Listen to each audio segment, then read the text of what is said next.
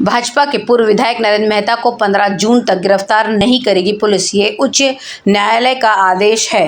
विशेष लोक अभियोजक प्रदीप घरात ने न्यायमूर्ति मिलिंद जाधव की अवकाशकालीन पीठ के समक्ष बयान दिया। उच्च न्यायालय मीरा भाईंदर के पूर्व भाजपा विधायक और उनकी पत्नी सुमन द्वारा दायर एक याचिका पर सुनवाई कर रहा था, जिसमें ठाणे सत्र अदालत द्वारा गुरुवार को उनकी याचिका खारिज किए जाने के बाद राहत की मांग की गई थी।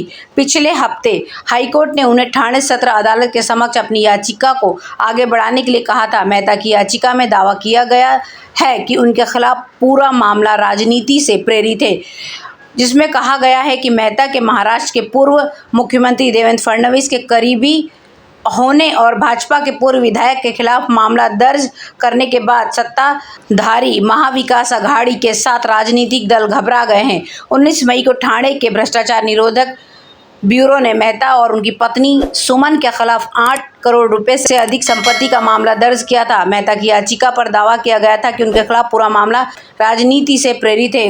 19 मई को नवघर पुलिस स्टेशन में दर्ज शिकायत में आरोप लगाया गया कि मेहता पर जनवरी 2006 और 31 अगस्त 2015 के बीच आय से अधिक संपत्ति जमा करने के लिए अपने पद और शक्ति का उपयोग करने का आरोप लगाया गया है। भ्रष्टाचार निवारण अधिनियम की विभिन्न धाराओं के तहत मामला दर्ज किया गया है। गुरुवार को अतिरिक्त सत्र न्यायाधीश आर काकानी ने उनकी याचिकाओं को खारिज कर दिया, यह देखते हुए कि मेहता के आरोप गंभीर प्रकृति के प्रतीत होते हैं। न्यायाधीश ने कहा, इस तरह के मामले में एक संदिग्ध व्यक्ति से प्रभावी पूछताछ से उपयोगी जानकारी और सामग्री की खोज करने में काफ़ी फायदा होता है, जिसे छुपाया जा सकता था। 2016 में मेहता को ठाणे की अदालत ने 2002 के एक नगर सेवक के रूप में 20,000 रुपये के रिश्वत के आरोप में बरी कर दिया था। ठाणे एसीबी ने इस आदेश को बॉम्बे हाईकोर्ट में चुनौती दी है। मीरा भाईंदर नगरपालिका से मीरा रोड महाजनवाड़ी से सुविधा प्लॉट पर तैराकों के लिए स्विमिंग पूल बनाया गया था। 16 मई को विपक्षी नेता द्वारा स्विमिंग पूल का उद्घाटन किया गया था। उद्घाटन के 15 दिन बाद भी तालाब शुरू होने का इंतजार कर रहा है। शहर के तैराकों ने तूफान मचा रखा है और नाराजगी जताई है। मीरा भाईंदर नगरपालिका के दिवंगत गोपीनाथ मुंडे स्पोर्ट्स कॉम्प्लेक्स में एक छोटा स्विमिंग पूल है, इसलिए मुंबई अहमदाबाद राष्ट्रीय राजमार्ग के पास महाजनवाड़ी में उन्होंने ये एक फैसिलिटी प्लॉट पर कब्जा कर लिया और एक स्विमिंग पूल पर काम शुरू कर दिया। स्विमिंग पूल का काम कई वर्षों से विभिन्न कारणों से ठप था। उसके पूरा होने के बाद 16 मई को विपक्ष के नेता देवेंद्र फडणवीस और अन्य गणमान्य व्यक्तियों द्वारा इसका उद्घाटन किया गया। स्विमिंग पूल के नागरिक सत्ताधारी भाजपा पर आरोप लगा रहे हैं कि काम पूरा नहीं होने पर राजनीतिक श्रेय लेने के लिए जल्दबाजी में उद्घाटन समारोह आयोजित किया गया है।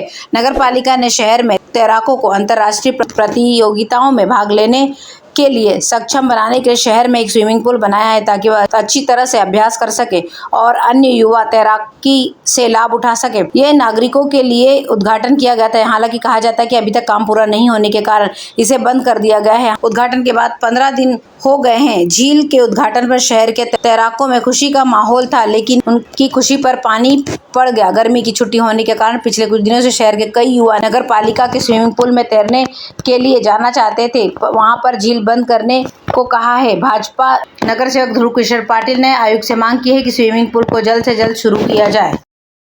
मीरा भाईंदर नगरपालिका का कार्यकाल 20 अगस्त 2022 को समाप्त हो रहा है। इस संबंध में चुनाव आयोग ने 3 जून तक वार्ड कंपोजिशन प्लान का मसौदा पेश करने का निर्देश दिया है।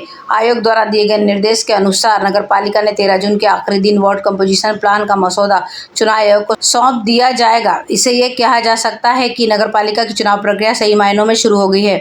मीरा भाईंदर नगरपालिका आम चुनाव का कार्यकाल 27 अगस्त 2022 को संबंध में 95 पार्षदों को 5 फरवरी को रॉ वार्ड कंपोजिशन प्लान जमा कराना था। पहले कुल मिलाकर 95 नगर सेवक होते थे, लेकिन अब उसमें 11 और जोड़ दिए गए हैं। इस तरह कुल मिलाकर 106 अब होंगे और एक वार्ड में 3 नगर सेवकों की संख्या होगी। 2011 की नगरपालिका द्वारा भेजी गई योजना में कुछ परिवर्तन करने का सुझाव आया है।